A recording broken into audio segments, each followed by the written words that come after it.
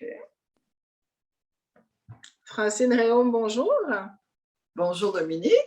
Bienvenue dans cette entrevue Cœur à cœur, changement de cap pour cette présentation d'une personne que j'aime beaucoup, que ça fait très longtemps que je connais et qu'on connaît finalement pas tellement. Alors, tu as accepté aujourd'hui de parler un petit peu de toi à travers bien des années de pratique en travail énergétique. Alors, Francine, d'où viens-tu? Qui es-tu? Je suis bon. Écoute. La question à 100 000 $, à savoir d'où viens-tu? Ça, pas toujours habituée. Alors, d'où je viens? Ben, écoutez, je suis née à Montréal, au Québec. Mettons qu'on pourrait dire que mon âme ou ma conscience n'est pas nécessairement reliée juste à cet univers-ci, ce serait une bonne façon de le dire. Que déjà dans mon jeune âge, j'avais accès à des guides de d'autres plans, d'autres univers qui me parlaient, et que j'avais toujours un entourage assez puissant d'êtres d'autres dimensions, d'autres univers, des élémentaux, des petits êtres, des consciences qui m'entouraient. Alors oui, je suis née ici, mais avec toute cet univers où c'est mon entourage, on peut dire. Là, on parle d'un entourage autre que terrestre, on s'entend là. Oui, on parle d'un entourage de guides, un entourage subtil, un entourage de présence, beaucoup de présences bénéfiques, bienfaisantes, qui étaient comme des guides qui m'accompagnaient. Oui. À partir de quel âge tu as commencé à réaliser, à sentir des guides, des connexions, des élémentaux, à sentir tout ça? Ben moi, je dirais que ça a commencé autour de 4-5 ans. C'est difficile à dire. Je n'ai pas beaucoup de mémoire avant 6-7 ans, mais je me rappelle quand même que de mes premières mémoires, ça a toujours été là. Alors, peut-être qu'on parle de... Dans la jeune enfance, mais c'est difficile à dire. Tu sais, si tu 6, 7, 8 ans, là, c'est pas... Puis comment ça se manifestait pour toi? Comment ça se passait? Ah, mais je les voyais comme je te vois. Je voyais des personnages qui venaient me jaser, qui venaient me parler. Et c'est comme si pour moi, c'est naturel. C'est normal. C'était aussi normal, eux, que ma famille. Bon. Je savais très bien qu'ils étaient dans l'invisible, mais je les voyais très bien. Et puis, il y en a qui parlaient, il y en a que je faisais juste voir, puis il y en a qui communiquaient avec moi. Fait que ça dépendait. Je ne me rappelle pas de toutes les communications comme enfant. Je savais juste qu'on communiquait. J'avais une impression de communication. Et à ce moment-là, je n'avais pas l'impression d'être un enfant. J'avais l'impression d'être une grande personne. Je n'avais pas le sens là, que j'étais un enfant quand on me parlait.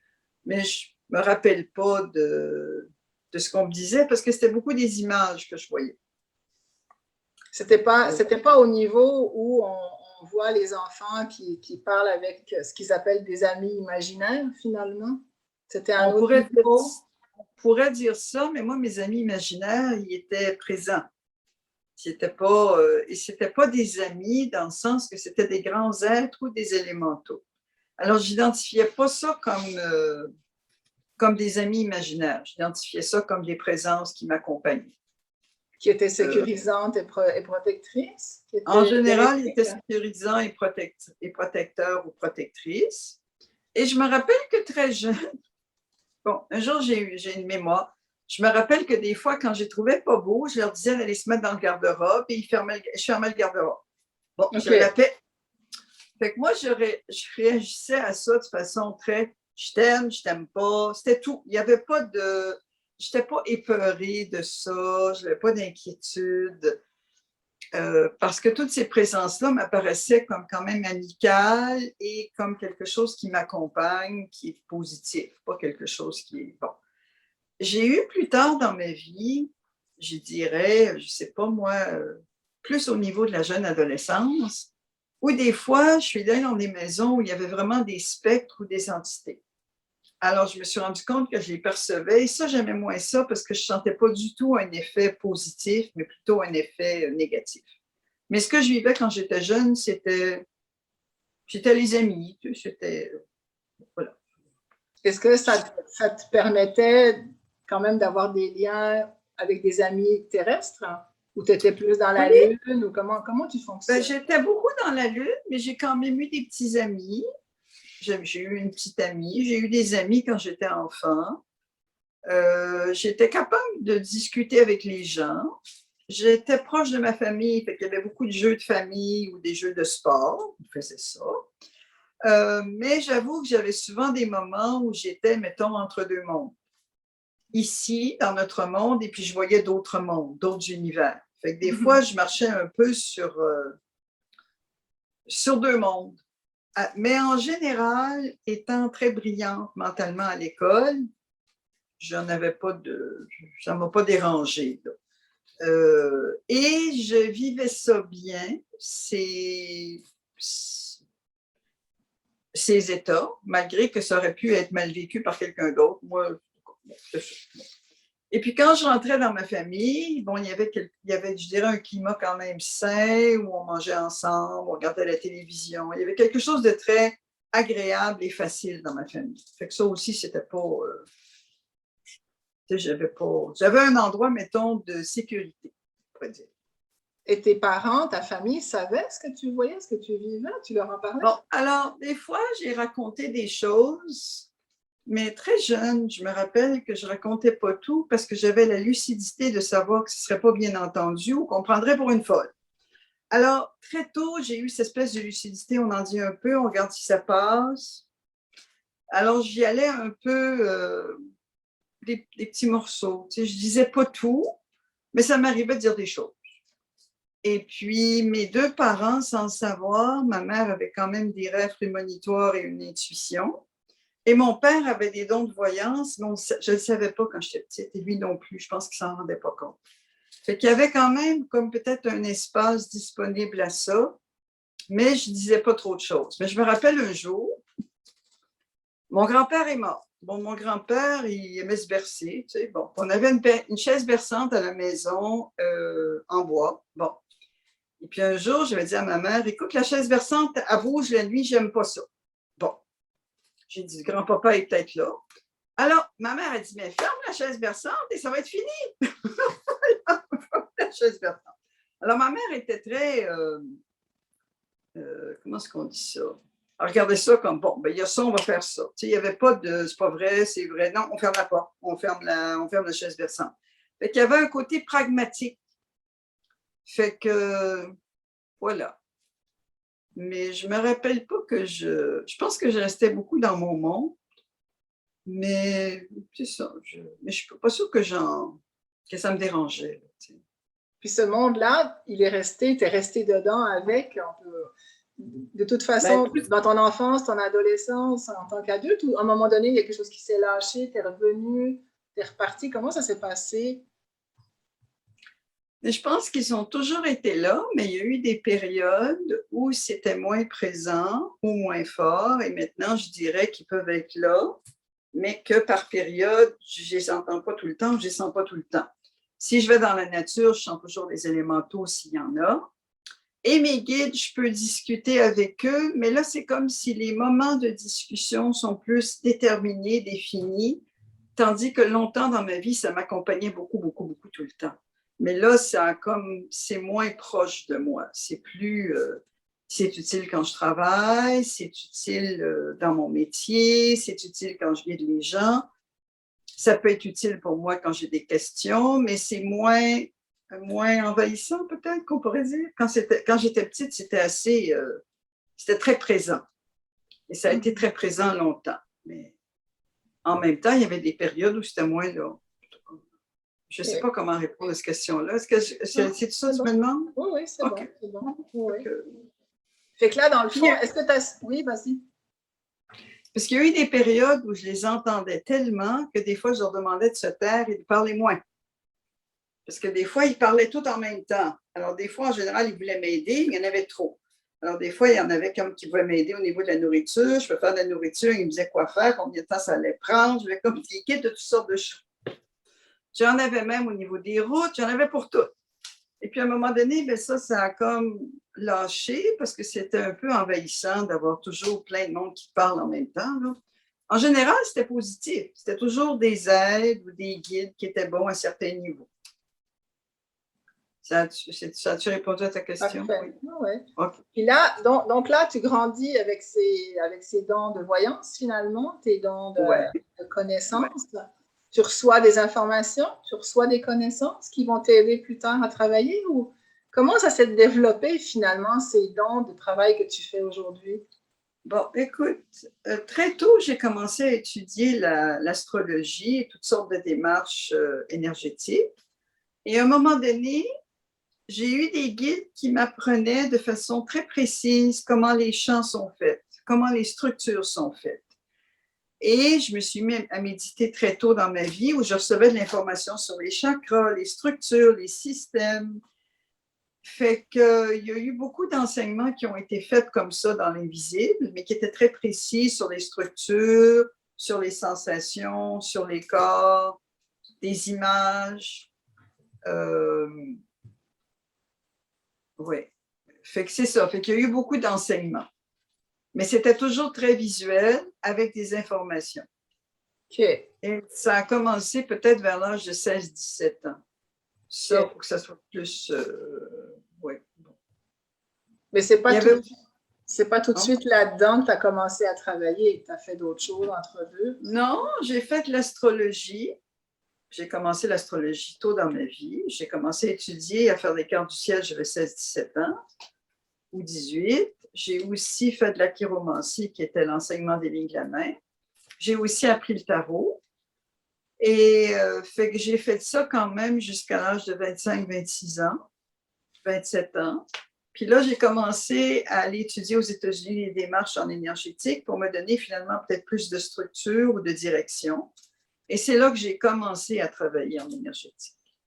Alors, ma voyance aussi au départ, qui était plus reliée sur les événements qui allaient arriver aux gens, c'est comme si ma voyance a changé. Ma voyance était comme plus reliée sur les événements karmiques ou les directions des individus, où je voyais des choses plus reliées à eux en personne, dans leur univers.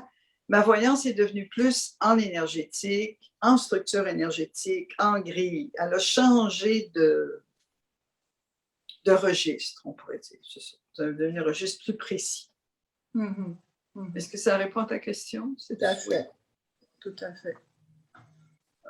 C'est rare que je parle de ça comme ça. Fait que bon, j'essaie de le dire de la façon la plus simple possible. Mm-hmm. Et donc, tout au cours de ta vie, finalement, ça fait quoi, 40 ans maintenant que tu travailles dans ce domaine-là? Ben, tu as 35 ans? 35 à 40 ans. 35 à 40 ans, tu travailles dans ce domaine-là. Au fur et à mesure, j'imagine, tu as continué à recevoir des messages, des outils. Tu me dis, je sais que des fois, tu me dis, ah, bah tiens, cette nuit, j'ai reçu tels outils, il y a des nouvelles choses qui sont rentrées. Ouais, tu passes à travers les rêves aussi, alors ça passe à travers les rêves? Non, des fois, ça passe à travers les rêves. Des fois, c'est vraiment, je me réveille la nuit et j'ai une présence qui me montre des outils. Okay. Ou j'ai des images, des visions de d'autres outils. Ou quand je travaille, tout d'un coup, j'ai des nouvelles formes qui apparaissent. Mais il y a régulièrement ce que j'appelle du download, l'information qui descend, des nouveaux data, qui peuvent correspondre à soit mes changements de conscience, des changements de conscience autour de nous, des choses qui bougent, qui font comme un upgrade. Fait que là, on reçoit du nouveau data. Okay. Et par période, il y en a beaucoup. Par période, il y en a moins. Mais ça peut rentrer par les rêves, la nuit, ou des fois, tout d'un coup, quand je me mets à travailler, je travaille différemment. Il y a d'autres outils qui apparaissent. Puis des fois, bien, il y a des outils qui descendent. Puis là, je les écris. Ça descend toujours rapidement.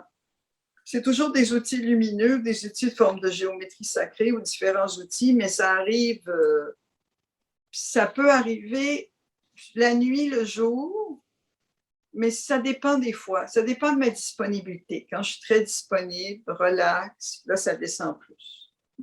Si je suis très occupée par tout ce qu'on vit, ben là, je suis moins disponible. Mais oui, ça continue. Mais ce n'est pas juste par les rêves, c'est plusieurs façons. Les rêves sont une forme. Tu sens que dans le fond, c'est toujours une évolution vers des outils plus pointus, plus subtils.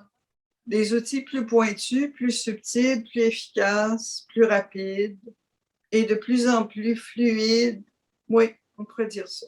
Oui. Est-ce que tu peux dire que ça va en fait un peu avec l'accélération de conscience qu'on a dans notre univers en ce moment? Tout à fait. Tout à fait. Ça suit ça. Oui. Et je dirais que depuis 2 ou 3 ans, les informations qui descendent, qui sont de plus en plus rapides, font que les soins sont de plus en plus rapides, c'est même difficile à suivre à cause de l'accélération énergétique que l'on vit, toutes les informations, les rayons qui descendent, qui activent tout. Fait que oui, il y a une activation extrêmement rapide et intense. Oui, qui est... OK. Et tous ces outils, aujourd'hui, tu les emploies dans ton métier, dans ton travail à temps plein depuis des années, qui est vraiment d'être énergéticienne. Et en plus, tu fais aussi du coaching, je crois. Oui, je fais de plus en plus de coaching en privé, où je montre aux gens comment utiliser leurs propres outils ou leur donner des outils que j'ai. Des fois, on crée des nouveaux outils pour eux. Et fait que je commence à faire ça de plus en plus. Ça doit faire au moins 10 ans que je coach les gens à découvrir leur perceptivité, aller chercher tous leurs outils thérapeutiques, énergétiques, qui peuvent être utilisés parce qu'ils sont thérapeutes, parce qu'ils sont soignants, ou parce que ce sont des gens médiums qui ont des capacités, mais qui ont besoin de direction. Fait que ça dépend. Et ça, j'avoue que je trouve ça dynamique. Fait que je fais de plus en plus de coaching. Même des fois, je fais des coachings à mes clients qui sont capables de travailler pour qu'ils puissent avoir des outils pour faire leur propre guérison, leur propre travail de transformation. Oui. C'est intéressant. C'est intéressant. Ben oui, tu donnes des cours aussi de temps en temps? Oui, je donne des cours. J'ai donné beaucoup de cours quand j'étais plus jeune. J'ai plusieurs formations que j'ai données. Et puis là, je vais commencer un nouveau type de formation qui sont des outils plus de géométrie sacrée et des nouveaux outils. Mais j'enseigne quand même depuis longtemps et j'ai toutes sortes de niveaux de formation, différents cours et ateliers que j'ai donnés, que je pourrais redonner encore, qui sont... Ça dépend toujours aussi de l'état d'avancement, j'aime pas ce mot-là, mais du niveau de formation et de connaissance des gens, finalement, au niveau énergétique. Oui, parce qu'il y a des cours qui sont plus de base, mais en général, mes cours sont plus pour des professionnels ou des gens qui ont une capacité et qui ont déjà de l'expérimentation. Alors, j'enseigne plus pour les gens. En général, d'ailleurs, mes clients sont souvent des thérapeutes ou des gens qui ont fait des démarches en énergie ou des démarches thérapeutiques, ou tous des gens qui sont dans les milieux des aidants, de ceux qui soignent, de toutes sortes de façons. Parce qu'il peut y avoir aussi des psychologues ou des gens qui travaillent avec différents aspects, mais qui sont toujours dans l'aide à l'individu, dans le développement de l'individu. Voilà. Il me semblait aussi que tu avais travaillé avec des artistes à un moment donné. Oui, j'ai eu une période où j'ai travaillé avec beaucoup d'artistes dans la trentaine. J'ai travaillé avec beaucoup de danseurs et j'ai travaillé aussi avec des peintres. J'ai travaillé avec différents artistes. Ce qui était toujours intéressant au niveau des artistes, c'est de travailler en énergie avec les artistes ou les danseurs, ils captaient tout de suite. Fait qu'ils pouvaient tout de suite utiliser l'énergie puis repositionner leur corps différemment. Fait que j'ai eu une période où j'ai travaillé avec beaucoup, beaucoup d'artistes, mais là, il y en a moins. Mais bon, ça dépend des périodes, là, mais oui. Et j'ai toujours trouvé ça intéressant de travailler avec des artistes de tout genre.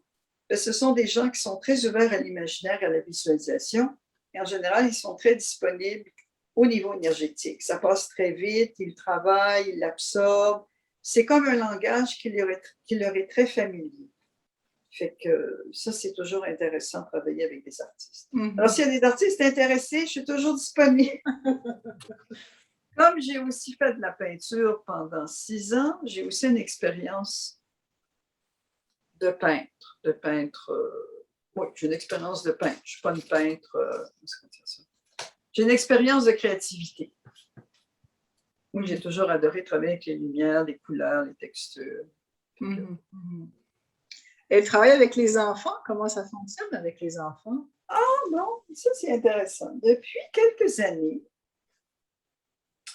depuis une dizaine d'années, j'ai des clientes souvent qui ont des enfants et qui m'ont demandé de faire des soins pour leurs enfants. Et ce qui est toujours fascinant, c'est que travailler avec les enfants, c'est très rapide. Ils sont en général extrêmement réceptifs. J'accepte de travailler sur les enfants si la mère le demande, parce que je considère que l'enfant n'est pas capable de le verbaliser ou de le dire. Et en général, les résultats avec les enfants sont phénoménaux parce qu'ils sont très disponibles, que je comprends ce qu'ils vivent et que je peux dégager ce qui est après eux, qui peut être des fois des entités ou des présences ou des choses qui sont sur eux, qui viennent de leurs parents ou de leur environnement, qui sont beaucoup trop lourds pour eux. Alors, mon expérience avec les enfants, j'adore ça. C'est en général très rapide, fluide. Et j'ai travaillé avec toutes sortes d'enfants. Des enfants dans le ventre de leur mère, à des enfants qui ont 10 ans, 12 ans, 13 ans, 14 ans. Quand ils commencent à être un peu plus âgés, par exemple, après 12-13 ans, je demande à la mère de vraiment discuter avec leur enfant pour que l'enfant soit au courant. Mais quand ils sont très jeunes, je considère que c'est là qu'il faut les aider. On peut les aider rapidement. Et j'ai une cliente qui m'a fait traiter ses 3 enfants. Je lui demande toujours de m'envoyer des feedbacks qu'elle ne m'a toujours pas fait, mais j'ai toujours eu des résultats phénoménaux avec ses enfants. Où un jour, j'en avais traité un il n'allait pas bien du tout, mais son grand-père était mort il n'y a pas très longtemps. Son grand-père s'était comme attaché à l'enfant, il était après lui. Alors, j'ai dégagé le grand-père, j'ai renvoyé. Et lui, qui avait toujours été très peu expressif, du jour au lendemain, sa mère, j'ai jamais vu mon enfant aussi heureux, aussi expressif, aussi bien. Puis c'était comme un changement là, radical.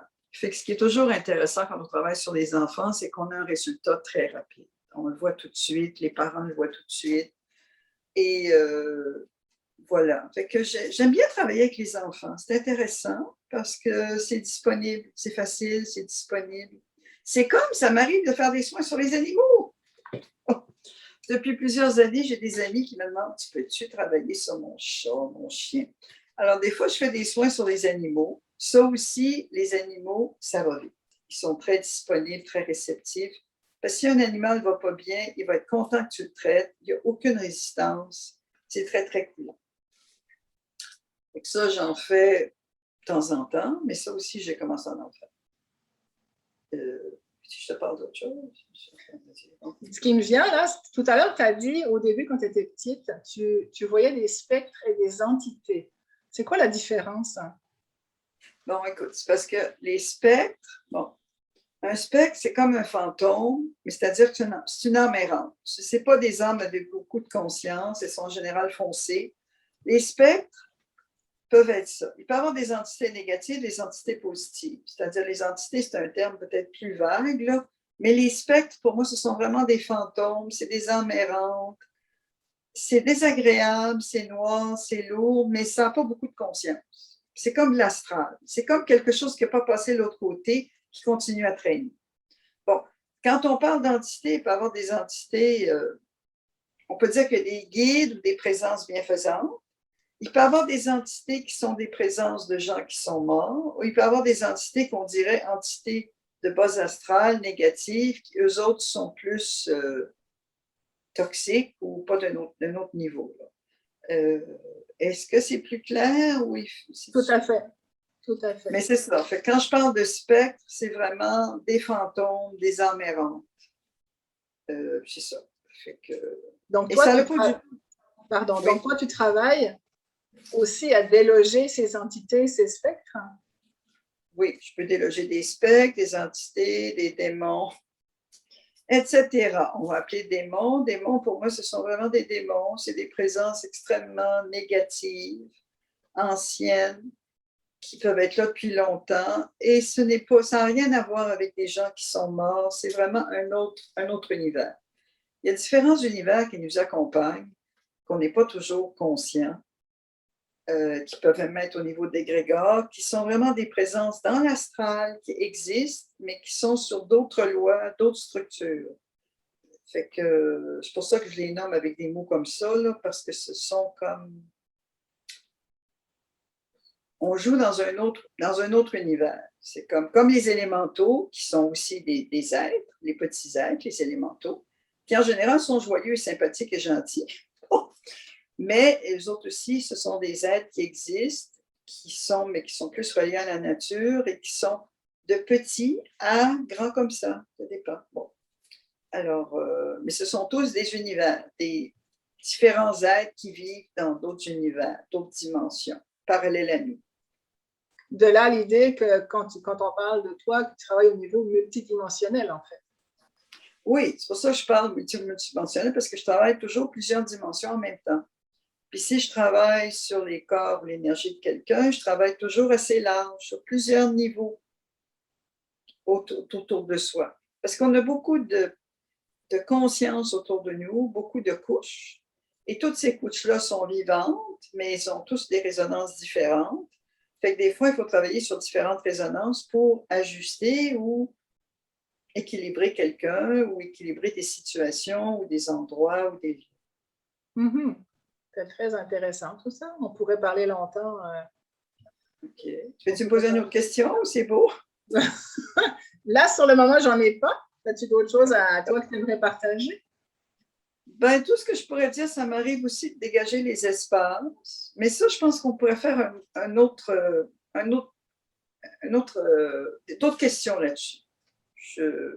C'est comme un autre aspect de ma vie, là, mais mettons, peut-être que je m'arrêterai là. Je trouve que c'est une bonne introduction à ce que je fais.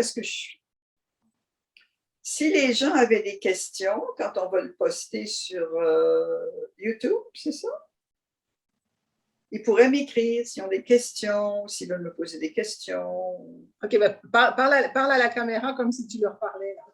Alors, si vous voulez, en écoutant cette vidéo, si ça vous intéresse, si vous avez des questions, vous pouvez m'écrire sur mon courriel ou mon site web qu'on vous écrira pour peut-être plus d'informations, travailler avec moi ou des précisions.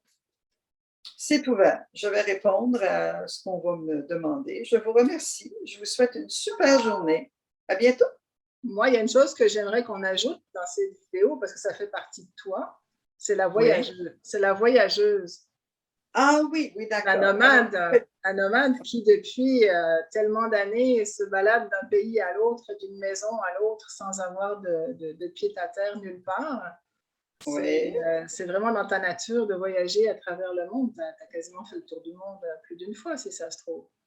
Ben, je n'ai pas fait le tour du monde, mais j'ai voyagé à beaucoup d'endroits. Alors, je suis allée en Amérique centrale souvent, en Amérique du Sud, je suis allée en Europe, je suis allée en Asie plusieurs fois, en Indonésie plusieurs fois. Est-ce que tu pars en voyage pour aller chercher des nouvelles connaissances, des outils, ou c'est juste pour le plaisir de voyager dans le monde, de découvrir de nouveaux endroits, des personnes? À vrai dire, il y a les deux. Des fois, je suis allée à des endroits qui étaient vraiment des endroits nourrissants pour moi, qui m'amenaient des nouvelles informations ou une nouvelle conscience du lieu. Et ça peut être très, très nourrissant pour moi parce que c'est des beaux endroits, c'est une nature pleine, il y a plein de vital. Des fois, j'y vais parce que c'est pour rencontrer des nouvelles connaissances, des nouvelles personnes. Comme j'adore voyager, ben, j'ai un grand plaisir à voyager dans toutes ces cultures, ces différentes façons de manger, ces différentes façons de vivre. J'adore la chaleur, alors je vais surtout dans les pays tropicaux, mais c'est une mixture. Il y a souvent eu dans les endroits où j'ai été vraiment en connexion avec la conscience de la Terre qui était là, parce qu'il y a des consciences des lieux, et qu'il y avait des endroits qui avaient vraiment pour moi des nourritures ou des compréhensions ou des consciences différentes. Alors, il y a beaucoup de pays où j'ai fait, où il y avait comme rencontrer la conscience ou les mémoires du lieu. Alors, mais j'adore voyager. Pour moi, c'est comme si c'était une façon de respirer. J'ai besoin de respirer, j'ai besoin de voyager. Ça me permet tout d'un coup de m'ouvrir plus, d'être plus disponible. Et c'est une forme de nourriture pour moi. Ça me nourrit à tous les niveaux, voyager. C'est comme une grande nourriture. C'est comme si j'absorbe plein d'énergie, ça me régénère. Et ça me permet d'avancer et de continuer. Alors, mais c'est vrai que je peux raconter toutes sortes de veux-tu que je te raconte des péripéties de voyage? On pourra faire une autre vidéo sur les voyages. On fera une autre vidéo sur les voyages. Sur les voyages, oui. C'est ça. Parce qu'il y en a beaucoup, et oui. Bon. Et on pourrait parler de toutes les choses que j'ai mangées qui étaient délicieuses. Sûrement. Sûrement. Et ça ne te manque pas d'avoir une maison à toi, un pied-à-terre quelque part? À vrai dire, c'est un concept que ce serait intéressant. c'est un peu abstrait pour moi. C'est pas... un jour, je vais sûrement avoir un lieu, mais c'est quelque chose de très abstrait. Ça me parle plus ou moins. Je pense que je suis profondément nomade dans l'âme. C'est quelque chose de... Alors, il y a des gens qui sont sédentaires, mais je ne suis pas très sédentaire. Non. Non. OK. Ben, merci beaucoup, Francine, pour ces beaux partages. Merci, Dominique. À bientôt. À bientôt, et puis on se revoit pour d'autres vidéos. Merci. À Bye. bientôt. Bye.